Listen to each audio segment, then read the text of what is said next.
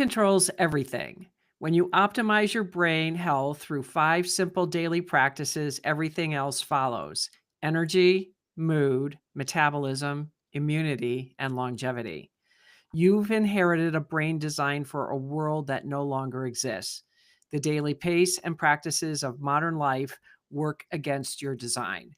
You can learn to reclaim control of your brain and your life with this simple strategy. Hello, everyone, and welcome to the Journey of an Awakening Spirit. This is Kathleen Flanagan, and I am your host. Today, we have Dr. Ryan Williamson, who is a board-certified neurologist, proud Navy veteran, and the owner and founder of Transcend Health. After commissioning as an officer in the U.S. Navy, he completed his medical training at the Florida State University College of Medicine, neurology residence at Georgetown University Hospital, and ultimately separated from service as a lieutenant commander. After this, Dr. Williamson ultimately dedicated his career to improving brain health and helping individuals expand their longevity. Driven by a passion to make a broader impact, Dr. Williamson founded Transcend Health, a platform that bridges neuroscience and with entrepreneurship. He empowers leaders and individuals to optimize their cognitive performance through evidence-based strategies that address brain fog, improve memory, and help them overcome cognitive overload. Dr. Williamson's expertise has garnered significant attention, with his insights impacting communities across the globe. He is currently engaged in high-level conversations with influential figures to integrate his knowledge into their communities, curricula, and beyond. Through Transcend Health, Dr. Williamson offers a membership program featuring exclusive educational calls, wellness protocols, and a private community forum for members to connect and collaborate. He is also the author of a best-selling, #1 best-selling book. I'm not sure where it is, but it says in this bio, it says it's releasing, but it is released. And we'll go over that in a little bit too, that aims to further disseminate his knowledge and empowers individuals to live longer, deeper, and more impactful lives. Dr. Williamson's vision is to help individuals and groups achieve their full potential by taking control of and optimizing their health so they can live more fully, more fulfilling lives, and leave a lasting legacy. Welcome, Dr. Ryan. Thanks, Kathleen. I'm happy to be back. It's so good to have you back. And what I want to share with everyone is, since I met Dr. Williamson in March of this year, he was in the process of writing a book, which is now a #1 bestseller, and that happened in September. That was so exciting. He also wrote a chapter in the anthology book that I was part of that became a #1 bestseller the same day he became a bestseller on his book launch, which is exciting. And what I noticed about Dr. Williamson back then was just how he was. And I just was like, oh, this guy's going to be so different in a year. And how I saw him a year from March is where he is today. He looks 20 years younger. That's first thing, folks. 20 years younger. He loves us for that. But he looks younger. He's more vibrant and confident. And the fact that he's a neurologist doing the things that he does, he's now out there in the world. He started a podcast, interviewing on podcasts, marketing his book, doing lots of social media. And he's doing like a life that is way beyond what I can even begin to comprehend, knowing what he does for a living. And now he's squeezing this much more in. And I know how hard it is for me to keep my brain going. So I really want to know what this topic is, but I really want to do, for now, I want to do some huge kudos and congratulations on your win and what that feels like for you and what you've noticed in these last 6 months. And then we'll lead into what we can do for the brain health, because God knows you're in the middle of doing your own talk. Thank you, Kathleen. It certainly feels good to finally have some of these things done. To have the book out in the world. You just have no idea how something's going to turn out until it's out there, right?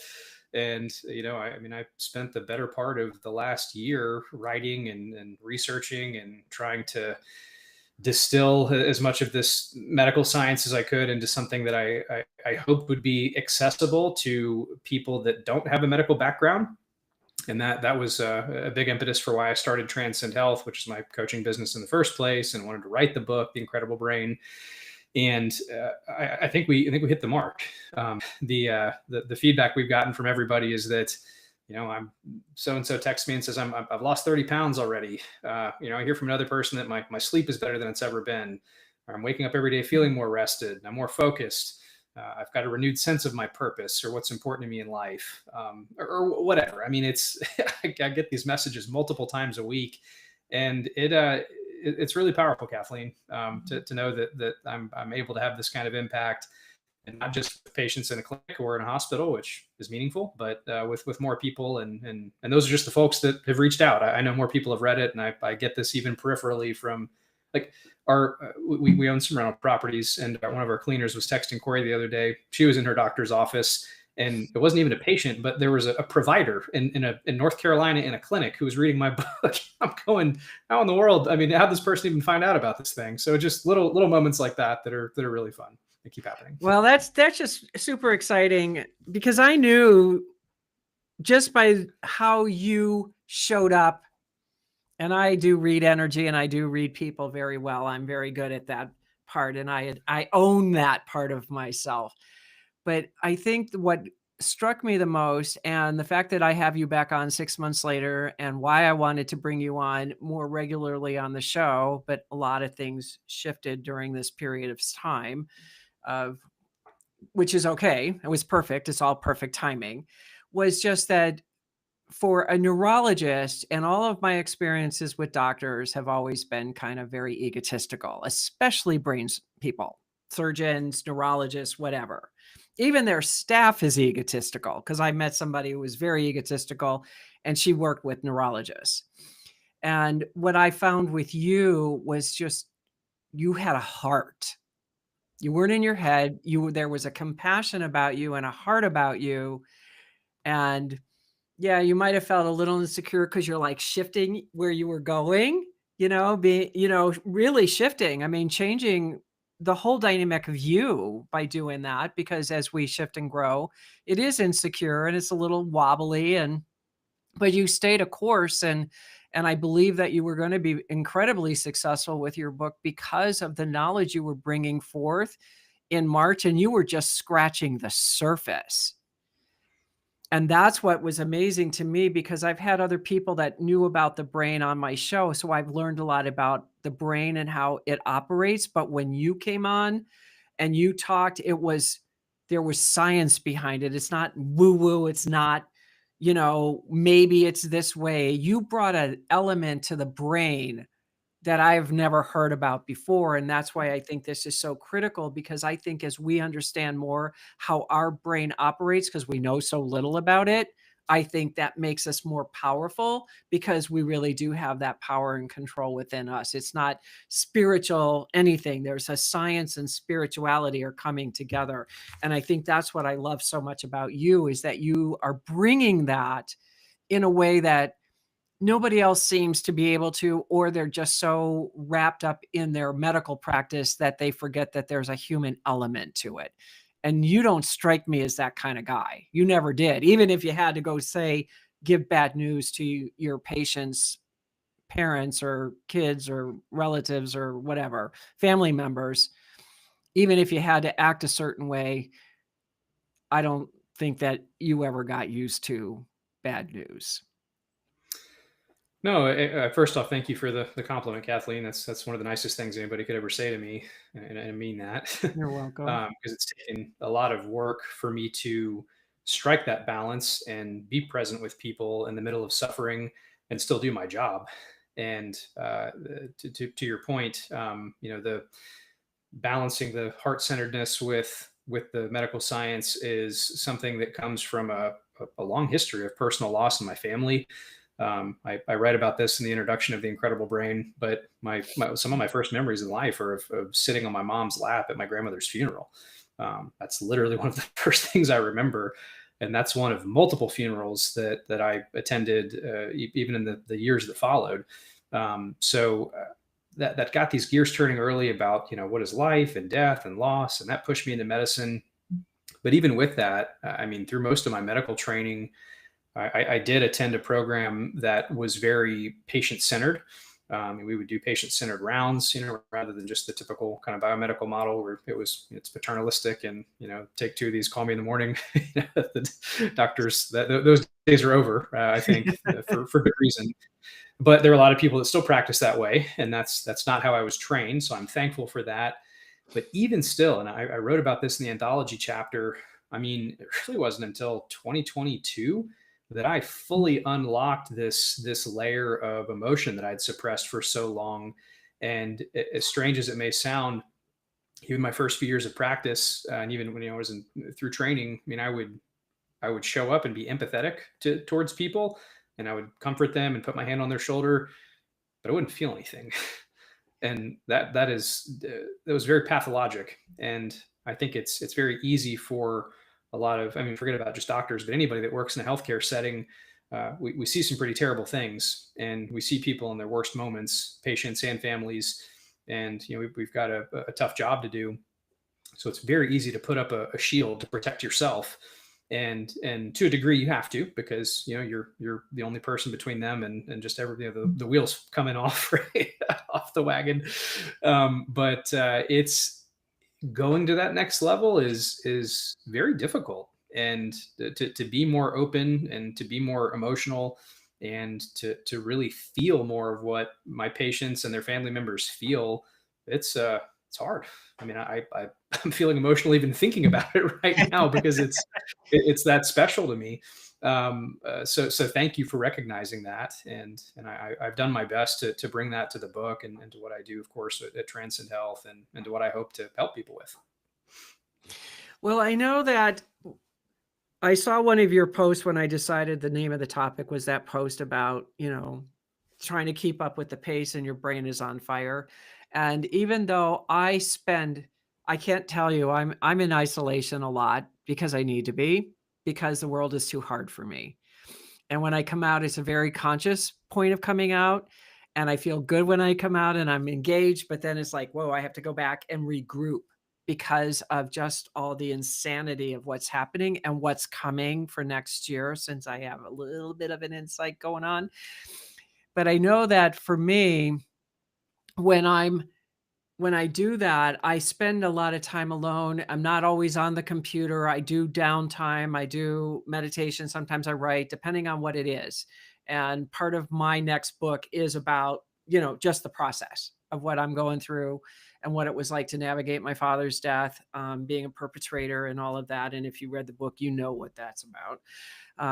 And it was hard because I was in suicidal tendencies, believe it or not. No, but most people do not know that, but I was very suicidal, and it took me a while to understand that. And even though I'm awake and aware and I was present, there's a part of me that just took that in, and I realized that I was suicidal when the event happened, and it showed up at 16 till 30. I became suicidal again when my mother died because there was that feeling of hopelessness again. And then my father, which would make sense because these are the three that brought me, because my mother was my grandfather beat my grandmother. So there was domestic violence there. And my father was sexually molested by my grandmother. So do you think that we have a problem here? So I think that they suffered suicidal tendencies at one point, and it was given to me because, as we go through this, and I think that with the brain, as we remember it on a spiritual side, we bring that because it's, the generational stuff that we bring forward and the dysfunction. And with what you're saying and what I believe in is we can rewire our brain. We just have to know how to rewire our brain, because I think that's where everybody gets confused of like, I can heal my body. And it's like, yeah, but see, when I do it, I know I'm using my brain somehow. I just don't know what that is yet.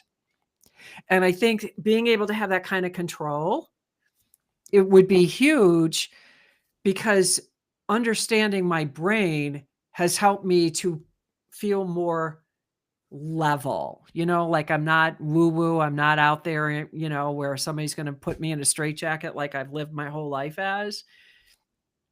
And yet I'm also wanting to keep my brain healthy and not suffer from dementia or anything like that, even though that doesn't run in my family of other things. It doesn't matter. We live in a society and we have bad food and we have bad air and bad water and bad everything. And that all destroys the body. So that's why I thought with you doing all the work that you're doing now, because you can have a team of 1,000,000 people, but you still have to do the work and you're still doing the work. You can't bring somebody out to go out on the podcast for you. You can't market your book like you can market your book. You can't go in and do brain surgery on somebody else. You know what I mean? So you getting out there and meeting and greeting the people, what is it that you're doing? What's the protocol that you're using that can help people manage that on a smaller scale? I mean, just to get started, if nothing else, just to start the process until they get a hold of you or your book or whatever they choose to do. Yeah, so many directions to go here, Kathleen. I know I do this to everybody. I'm sorry, Ryan. No, it's good. It's great. Well, I think you framed the problem well, and that's that the pace and the conditions of today's world are inherently incredibly stressful. And when we look at our biology, at our design, we are really set up for failure. And that's a scary place to be. I mean, I won't go into the long list of anxiety-provoking stressors, but I think we all are aware of them in our own world anyway. Most people are very stressed. I mean, 50% of Americans report feeling stress every day. 75% report feeling stress sometime in the last month. Those are just the people that are aware of it and that report that. In my experience, those numbers are much higher. So just as a backdrop. And the one of the many reasons we are so stressed is, again, our design, our biology is not congruent with the modern world. And what I like to think about is, okay, what is our design, or what is our biology, and how can we mimic or match that? And when we look at what our ancestors did, they got up, they moved a lot, they woke up with the sun, they formed together in tribes or tight knit groups. They went to sleep when the sun went down. They ate a largely whole food diet, or maybe plant based, Mediterranean, maybe some small game, something like this. Mimicking that along with the right lifestyle is the best way that we know, when we look at the medical evidence, to get us back to a good place. And I put all these parameters and these different interventions in the book. But Kathleen, it wasn't even until actually after I published the book. I mean, I almost scrapped the whole thing and rewrote it. And my team said, we got to publish it. And I'm glad I did, because again, it's doing good in the world. But I really wanted to come up with something even more radically simple for people. And so I've developed what I call the B.R.A.I.N protocol. And B.R.A.I.N is an acronym, B.R.A.I.N. And each of these interventions or health pillars that I talk about in the book represent a letter of B.R.A.I.N. And so we can go through any number of these that you want, but just at a high level, so people understand what I'm talking about. B stands for breath work. So this is intentional guided breathing, things like mindfulness, meditation. R is for rest. So resting your body and achieving adequate quality sleep. A is for activity. So all things exercise related, integrating purposeful movement into your day. I is for intakes. This would be all things nutrition related, supplementation. And then N is for nurturing, which has to do with community relationships and that tribe-like mentality. And Kathleen, when we look at all of those independently, there's data behind each of these that this actually lowers our absolute risk of developing dementia, lowers the risk of cardiovascular disease, of high blood pressure that can lead to heart attacks, strokes, diabetes, all these chronic conditions, which, by the way, 60% of Americans have at least one chronic condition, if not multiple, which leads to 75% obesity rate. 93% of us are metabolically unhealthy, which that our metabolic health is what drives a lot of these chronic diseases. So these things are interrelated, and we are really in a conundrum, and in my mind, a crisis that we just need somebody to help wake us up from. And that's if nothing else, that's a big part of my job, is to just shine a spotlight on what the problem is and get people aware of it, because we don't know what we don't know. And our brain, as you said, is incredibly complex, and it does a pretty good job of telling us that everything's that everything's okay when the house is on fire. Yeah. Yes, I noticed that if you listen, your body will tell you something's wrong. I just don't know how to fix it when something's wrong. I have to go to a doctor and rely on a doctor. And I don't think doctors sometimes know enough about what's wrong, because all they want to do is test you in all this instead of really listening to what I'm saying. Yes. And that's what I found. And every time when I had a thyroid issue, and this is a side note because I just want you, because you're saying things that are really dynamic, as that I just kept saying every time he tested me, he kept dropping. I would go in and say, drop the medication. And he said, why would you say that? He says, because it's too much. And every time he did the blood work, we dropped the medication. He says, how do you know this? I listen.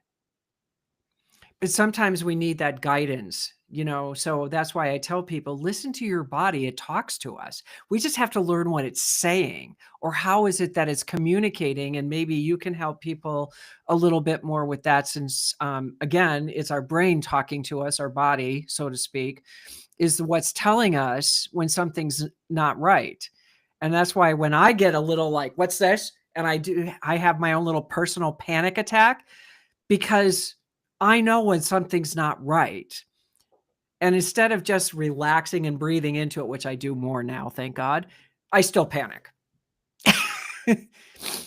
Because I know my body. Yes. I'm not a sick person. I Yes. haven't. I've had issues. I've had things happen, but nothing major. And I think it's because I prevented so much by listening. That makes a massive difference. And I think, Kathleen, we are all trained to listen to our thinking brain, and less to our intuition, or to, our more subconscious voice. And a lot of that voice, or that feeling, I think is connected to how the rest of our body is connected, to your point. And this actually gets into what some of the fun work that Jen Axe is doing, who, I don't know if you've had her on, but she's a really fun one to talk to when it comes to expression and movement, right? So I think there's some neuroscience behind that as well, which I've talked about. But back to the stress feeling, and that body signaling this mechanism. When we're in a chronically stressed state, it becomes very difficult to reclaim control over your thoughts, and over your emotions, and over how you respond, because you literally just go into reactive mode. And again, this is designed for our survival. So back to design, back to our biology. It's there for good reason. If we need to get out of danger quickly, run away from the lion, fight the tribe. Freezing is not so useful most of the time. Fight, flight, freeze.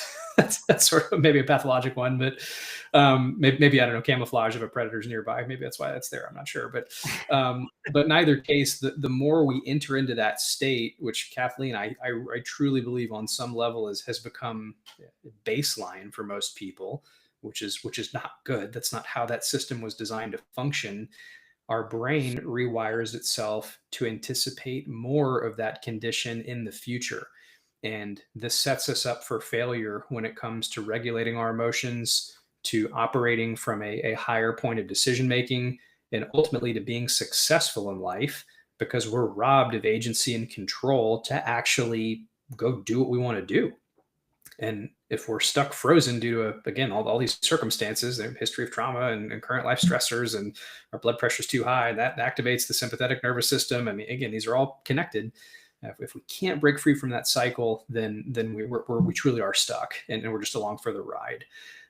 So the brain protocol just is a systematic way that people can easily plug in one letter at a time. Which, by the way, I don't tell people to do the whole thing, and I encourage people to focus on which letter works for them the best. So if you're somebody who already likes to meditate, or you like breath work, great, do more of that, master it. You gain a little momentum, which, by the way, breath work and mindfulness and yoga, meditation, all of these things actually help rewire your brain in the opposite direction.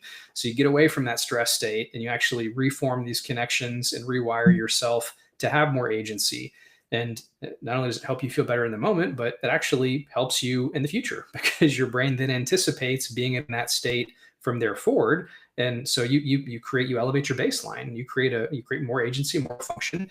And then once you've maybe mastered that letter, mastered that function, now you can add on something else, or work on your nutrition, or work on your sleep, and it becomes this positive habit stacking, feed forward sort of snowball method that, within short order, really a period of several months, people can absolutely transform how they feel, and their capabilities, which is just really fun to watch.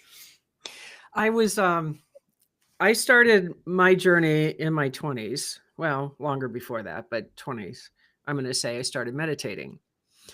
And I remember I spent hours, it would be Sunday afternoon. I'd spend about 3 or 4 hours learning how to meditate. So I learned how to shut the noise up in my head. That was the first thing because I didn't know how much noise was in your head until then. And now, of course, this is very early in the 80s. Okay. I started learning meditation in the 70s, but it was in the 80s. And we didn't know a lot about meditation or any of that back then. This was becoming the like, ooh, transcendental meditation, kind of thing like, ooh, I'm doing transcendental. And it was the big word for the year. And I remember doing that and just really learning how to discipline my body in a way that I never did. And I remember when I stopped meditating and I became very agitated and like crazy again almost. And I came out to Colorado to visit my mom and I met somebody because we went to some meditation group here in Colorado. And I was talking to him and he said, "You stopped meditating, didn't you?" And I said, "Yes." And he said, "That's why you're feeling the way you are." Now, he couldn't explain it other than I was calm and then I wasn't. And what was the differentiation was meditation. That's why I spend so much time in the morning. Like if I know I have to go someplace early in the morning, I get up earlier so I can still do my routine because I have discovered that if I get up and just get in the shower and go, I'm like a cranky bitch the whole friggin' day because I'm like out of sorts with myself. So what I'm trying to do here is make a point of what you're saying as far as this stuff does work. Now we have science that's behind it, where when I was learning it, it was the feel good thing. Well, yeah, it was a feel good thing, but there was a reason why it felt good. So if people, if we're used to being a certain way, what would you say, or what would you recommend people do to like really pay attention to that, being mindful about where they are to like, because if you don't think anything's wrong and you think this is normal, how would you reach somebody to say this really is not normal? What would you say to that? Because I want to be able to get people, because when you said, well, this is normal, and it's like, but it's not normal. There's nothing normal about it. Yes. It gets back to awareness, and which again, the average adult attention span is about 8 seconds, Yeah, I've heard 8.25 that. seconds. Yeah, kind of the actual number, but which is crazy because when I post social media content that you're referencing earlier, when I look at the metrics or the insights on, on the different platforms, it's about 8 seconds that someone looks at your post and whoop, they're scrolling and they're on to the next one, and that's how these applications are built. And that reinforces a further short attention span because again, your brain's anticipating more of that type of content, rather than Well, being able to isn't sit. something that have to do with like the some of the chemicals in the brain? Sure does. Yeah, dopamine is Okay. a big part of that. So there's something called a reward prediction error, but dopamine functions largely not as a reward or a feel good for doing something, but it functions more in anticipation of a reward. And Mm. so, again, back to design and the way this worked, if we were trying to find food and we were hungry, your brain would actually increase dopamine levels to give you the energy and the feel good to go track down game or go find, go dig up a root or whatever, wherever, just insert example here. But to get you there. And usually the actually eating the food or getting the present or the reward, the physical reward is more anticlimactic. And I think we can all relate to that to a degree. I mean, think about back to childhood, and if you really wanted a toy or a shiny new bike, or even just opening presents on Christmas Day period, the anticipation, the weeks and months before, oh my gosh, the presents, the tree, like that's that's the excitement. Yep. And more often than not, we actually unbox everything, and okay, maybe you get a little quick hit, but then it's all over, and you kind of feel the same again. I think we've all experienced that.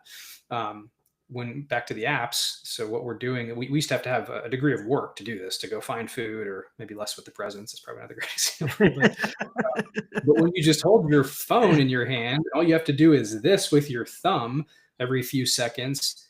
That's a very minimal amount of work for being rewarded with a new stimulus. And there are these wildly engaging videos where you can look at waterfalls in Switzerland, or your favorite race car, or a picture of a beautiful person that you like, or whatever. I mean, it's just these unbelievably stimulating images that you would normally have to travel halfway across the world to go see or do or experience or whatever.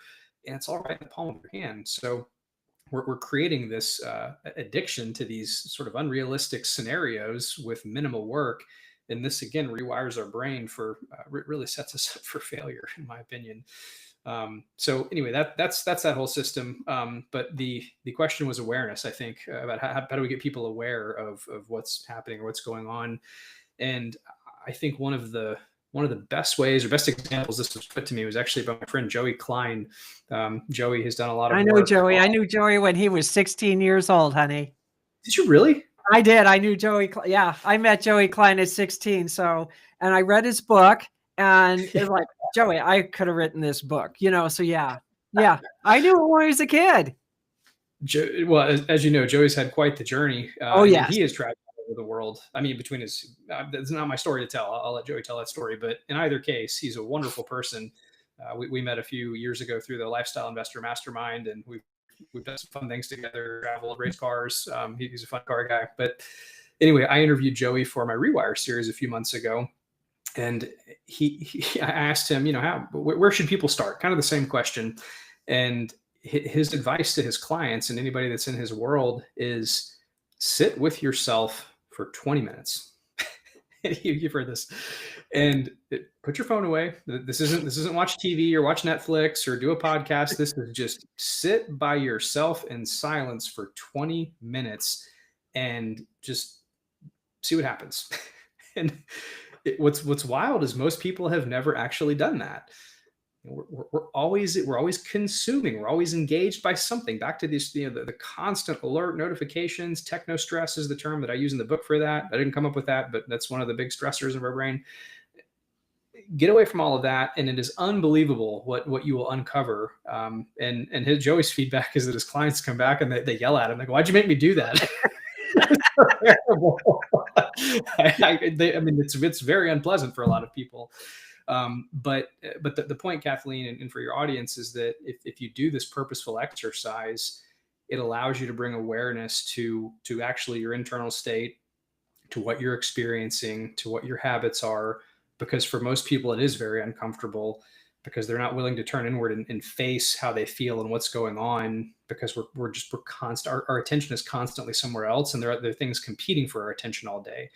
So that's one way to, maybe not the most pleasant way, but it's an effective way. We'll say that to bring awareness to what we're dealing with. And I believe that because, again, when I started meditating, I was afraid I was going to find this really god awful, ugly person on the inside. I mean, I'm dead serious. I really thought that because of all the head trash that I always had going on in my head, and nobody talked about head trash back then. So I thought I was the only one that was crazy, and discovered now everybody's crazy that way. That's, our brains never shut up. And I remember, like, Sal, he lost his job, and he's always, the scrolling, and I get really upset with that. So I just told him, I said, you have to figure out what you want to do. I mean, really, what do you want to do? What makes your heart sing? And you have to put that phone down. I didn't quite phrase it that way. Put the phone down and just be with yourself and figure it out. Now, he's home all day, and, he does his thing. I do my thing. And he came up to me last week and he said, you were right. I'm always right. I'm glad you admit this finally, but no. Anyways, what I'm saying is, he said, you were right. I needed to stop, and I know what I want to do. And he's pursuing it in this time because he's got so much time on unemployment at the moment. And he's going to take that to really redefine and redevelop where he wants to go with that. I mean, he's doing more on getting his body healed, not drinking as much. I mean, just like this whole gambit, just from sitting alone with himself for a while. I'm sitting here going, who is this man? I'm like, I'm glad. Don't get me wrong. I'm happy because I complain a lot because, us girls do that. We know what's best for our men, and they don't, and we have to educate them. I mean, it's a girl thing. It's nothing personal. It's strictly a girl thing. We're just messed up in our heads with that because we know better. But anyways, it's so, we can laugh about it. That's the good part. But, Yes. seeing that by just him listening and following what I said, because we even talked about something when I said, you can't bring me in your life if you're still holding on to this, your old girlfriend, because you've got so much anger and resentment and everything else with her. And he said, you know what? You were right about that too. Oh, girl. Anyways, but he said, you were right. I couldn't bring anybody else in as long as I was holding anger and resentment towards this person who is torturing me in my life with my daughter. I said, right. And I think that we don't, and men especially, not to pick on men, but men, I think it's harder for men to stop long enough because you're wired differently than we are. And I think sometimes that's harder to get a man to do it, but it's like that gentle, loving, just try it kind of thing. Sometimes, those gentle nudges. And what would you recommend? Because you're a man. I know you, at one point on the show, you said it was your wife's fault that you were having marital problems, and it turned out it was both of you, but mainly you. Right. You know what I mean? Exactly So, right. I mean, what would you suggest for men, or how to help women get their men that way that's gentle? Because I know sometimes women get very frustrated with their spouses and Mhm. partners because they don't listen, even though we know. What would you recommend or suggest or do on something like that? Because I know that I want Sal to live longer. I mean, he's younger than I am, but I don't think he's gonna die before me? Of course, he probably will. I don't know. I'm supposed to live to 100, okay, Ryan, so I really need your services. Um, but I'm just, you're the expert, and I wanna be able to give enough tools for people to reach out to you, or how to get people to do something to take control of their life. Yeah. So again, great points, Kathleen, that you've raised. And first off, back to the quote unquote head trash. Just so everybody's aware of this, the literature tells us that our brain generates about 70,000 thoughts a day, which is an impressive amount of information that's just constantly, pinging and also competing for our attention. So back to your point about meditating to at least calm some of that down. But at baseline, so literally at baseline, 80% of those thoughts for all of us are negative. That's a lot. So That's a if you are lot. somebody who that's a lot of negative thoughts. So if you're somebody who is plagued by negative thoughts and you think something is wrong with you, first off, you are not your thoughts. I have thoughts that I would never share with anybody ever, that happen regularly, and I know well enough that those aren't me. It's just my brain coming up with something, and I don't embrace those thoughts, and I embrace thoughts that are in line with my values, my beliefs, and my mission. And we all have those. And the good news is that we can train ourselves to, or at least condition ourselves to anticipate more positive thoughts, to have more gratitude, and then to rewire in that direction, which is really fun. So again, that positive self talk is not just, it's not woo. I mean, it really it really is good science behind this. But how do we start that? How do we overcome that inertia? How do we fix it? As you said, whether it's through a spouse or a loved one, as a fellow male, and somebody who I think is conditioned by society, or maybe even our biology, to be the provider, and go get the meal, or the money, or whatever gender role we're supposed to play. I would encourage every individual, but in this case every guy, to ask themselves, what matters to you, and what's really important. And if it is providing for your family, and if it is being there, and being supportive, or being the supporter, the provider, then you need to be around, and be available, and be able to not just financially or physically support your family, but also emotionally and socially. And I think I'm very thankful that we seem to be growing awareness of men being in this kind of hyper masculine environment. I mean, I was in the Navy for 12 years, and I spent most of that time with the Marine Corps, and it's about the most hyper masculine group of people you could ever imagine to be around. Were you married to a Marine once upon a time? Did I get that right, or no? Yeah, I was married once upon a time, yes. To a Marine, or no? No, I actually dated a Marine. You did? Okay. I knew there was a Marine, and we've talked about this. That's why. Okay, I remember. Okay, so how Yeah, these I how these know, young men. yeah. Yeah.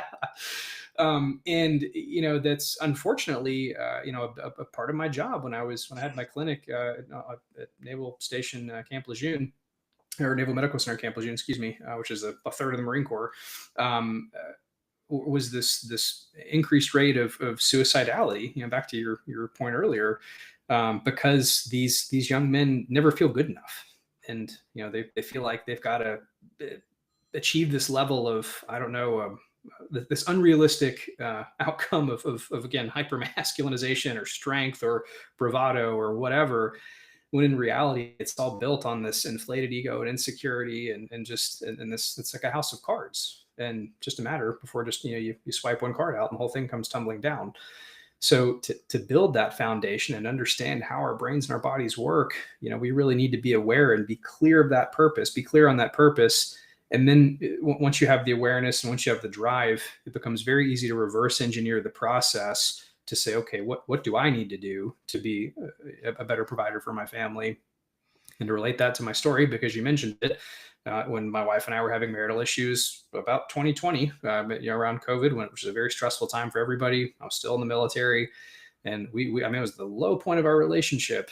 And I mean, we were arguing every day, and she was crying all the time. And as the egotistical brain doctor that you referenced earlier, that very much has been me. I'm guilty as anyone else. I externalized it and said, she's the one that has the symptoms. Clearly something's wrong with her.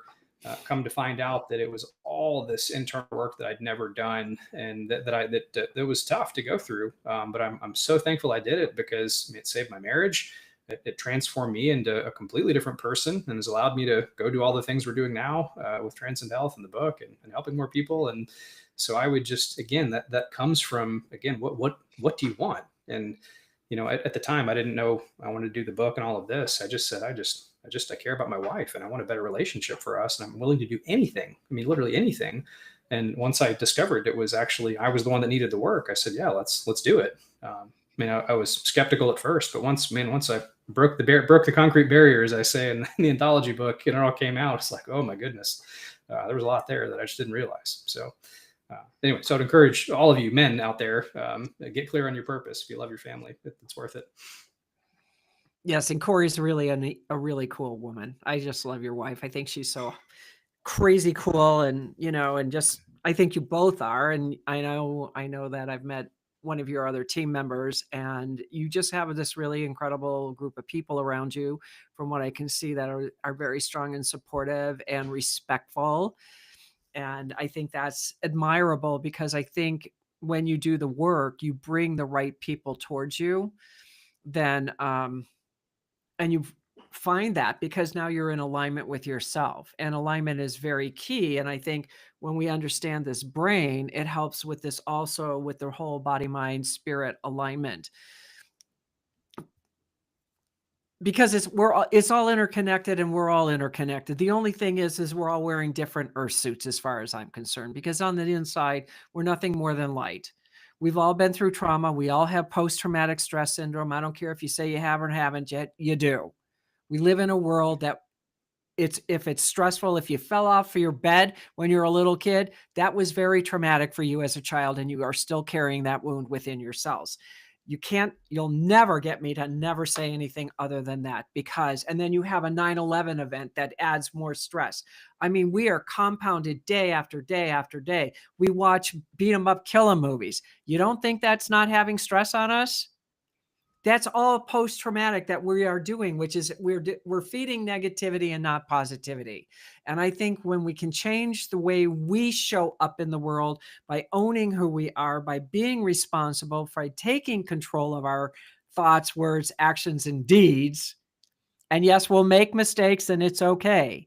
But if we're doing okay with us, we're okay with other people. And then we bring really dynamic, powerful people into my life, because, as much as I am Ryan, I think 10 years ago, there would be no way we would have ever met and had a connection, because of where you were at. And even though I know where I was at, you were in that egotistical place that I would want nothing to do with, because you would think, oh, she needs to go into the funny farm, get the straitjacket and put her in, institutionalize her. You know what I mean? And this is what evolution looks like, people. I have a neuroscience. Okay. I sit here sometimes and I wrap my head around this weird stuff, right? I have a neurologist on my show. Where does this come from? Because I'm in alignment with myself and Ryan's in alignment. And somewhere along the line, we connected because that's what we were supposed to do. And that's Totally. what I think is so awesome when we are in alignment, that we meet some of the most amazing people that we would probably never meet in any other circumstance if we weren't in this alignment. So I know we're coming to close to the end, and I'm going to tell you this on the air. I want your book. You tell me where I can get it so you can autograph it for me. So if people want an autograph copy, they can buy the book directly, because I know on Amazon it doesn't work that way. So you tell me where it is so I can get your book, because I do want to read it, and I have wanted to read it. And I guess, what's one bit of advice you would suggest to people? And then tell us a little bit more of how we can get a hold of you. So I'm going to let you wind up the show. Absolutely. Thank you, Kathleen. Well, first off, measuring backwards, I think, is another great piece of advice I've been given. This was the first time I really put this was put into words, was in the book The Gap and the Gain, by Benjamin Hardy and Dan Sullivan. But the metaphor for the gap is that we're always wanting what's next and looking forward, and that's chronically unfulfilling. But when we look backwards at, where have we come in 6 months, as you referenced, from back to March till now, or 2 years or 5 years or 10 years, as you just also pointed out. It's unbelievable. I think we all look at who we were and who we are now, and that's the measuring stick. I think measure who can we be, who's our best self, and where is that person compared to where we were. So I think that's the ticket there. That and gratitude, being thankful. The book, Amazon's certainly the easiest place that people can get a hold of it, if they just want to go find it. The Incredible Brain. You just look that up, and my name, Ryan Williamson, on Amazon. You'll find it there. If you want a signed copy, I suppose we can get you one. We just need to get an email, and then I've got to order one, sign it, and send it to you. So we could probably figure that out. You don't have any So books in your possession? we've got some at home. Yeah, we ordered a bunch for a big book festival last month. Sold a bunch, but then we have a few at the house left. But I don't keep a big storage depot. Okay. For as much as Tori loves me, I think she would love me less if we turned our house into a Well, so depot. then you and I will connect, and we'll get it that way, because I keep books too for people that if they buy them from my website, then Okay. I can autograph the book. That's usually what I try to do, is Fun. always have some with me. And so Yeah. if somebody comes from there, it's a signed copy. Oh, that's fun. Well, the kind of the neat workaround I've had with that is every time I go travel somewhere, if I go fly, like I'm in Montana right now on a work assignment, but if I go fly out here, I just stick one or two in my bag and Yep. end up talking to someone on the plane. We have this conversation and like, oh, I'd buy it. And then I just get to hand them one and I can sign it. And then they're all Yep. excited. So that's the other way I've done that. Yep. But no, that's man, we got to figure out how to get them out on the website so I can sign them for people. So that's a great Oh, idea. it's easy. It's easy. All right. And not for you. No, I know, but it's easy. Of course. And then where can people find us? So transcendhealthgroup.com. That's probably the easiest way. We can spell it out or give it to you in the show notes. So transcendhealthgroup.com. That's the easiest place for people to come, where they can the book links there. Our group coaching membership, again, which is currently open. That's where we do this. I do calls a couple times a month to help people walk through their purpose and improve their brain health and their focus, their energy, and help them live a longer, healthier, more impactful life, which is my mission. And I think that's it. And then, I see one more thing. You wanted me to wrap up with what piece of advice can I give people? So in addition to measuring backwards, really, I just want everybody to know that you're in control. And even though it may not feel like it sometimes, we look at the medical literature. Somewhere between 70 to 90% of all your health outcomes are based on your lifestyle, which is what you do every single day. And so, people have these narratives that, this runs in my family, or I'm not good enough, or, my dad or my brother, my so-and-so had this, therefore I'm going to end up this way. Barring rare exceptions, that's just simply not true. And I just want to empower everybody that listens to your show to know that with the right work, the right direction, and the right guidance, that you were in control. And I mean, there's just no limit on what you can do and who you can become. I love that because I have always said that I am not my mother's health issues or my father's or my grandmother's. I don't care if it's hereditary. I said, I'm not, I do not have this. And so far to date, I've been very fortunate because I refuse to take on generational stuff, hereditary stuff. So one more thing. Have you started your podcast? So I did a brief mini series called Okay. Rewire, and that is available for everyone. So it's about 10 episodes that, again, people have loved. And I'm so fortunate. Joey's actually one of the interviews. I think I mentioned that, but our interviewees. But I mean, we've got some world-class physicians on there, lifestyle design experts. So that is available. If you go Okay. to transhealthgroup.com, again, that links to Rewire. But I've not started an ongoing podcast yet. Okay. Again, Corey would make me sleep on the porch if I told her that was that was one more thing I wanted to do right now. So maybe in another year or two, I'll have one. That sounds Okay. like fun. No, that's good because I just want to make sure that if there's something that you have, and I think that could help a lot of people with that 10 mini series would probably be very beneficial to really absorb more detailed of what they can do and take control. So I will definitely be putting that in the show notes as well. So I want to thank you so much, Dr. Ryan, for coming on the show. I really do appreciate it. I still want to bring you on more regularly. This is something we can talk about now that, when things settle a little more, maybe.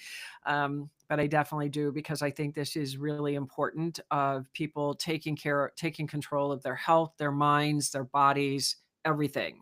We do have the power, and you have the science behind you to verify and validate that this isn't just a woo-woo spiritual make crap up stuff. This is really science behind it. And I think that's very important for people to feel that as well. And if you guys, I want to thank you for joining me on this show. And if you found value or you know somebody who needs this, then please send a link to them, let them see that. Reach out to Dr. Ryan. I highly recommend reaching out to him if you need any help. You'll be in excellent hands with him. So thank you again, everyone. I will see you all next Tuesday at 4 p.m. Eastern Standard Time. And from my heart to yours, I hope you have a fabulous week.